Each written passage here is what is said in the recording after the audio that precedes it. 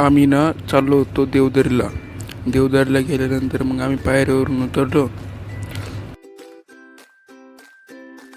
मग मंदिरात गेलो. मग दर्शन केलं.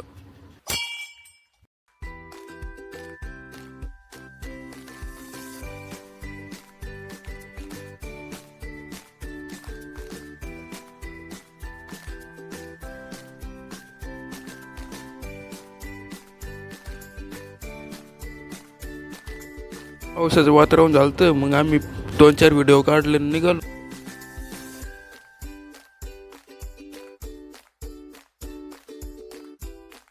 एवढं भारी वातावरण झालं ना, त्याच्यामुळे म्हटलं मग इकडं 2-3 दिवस थांबावं काय ना.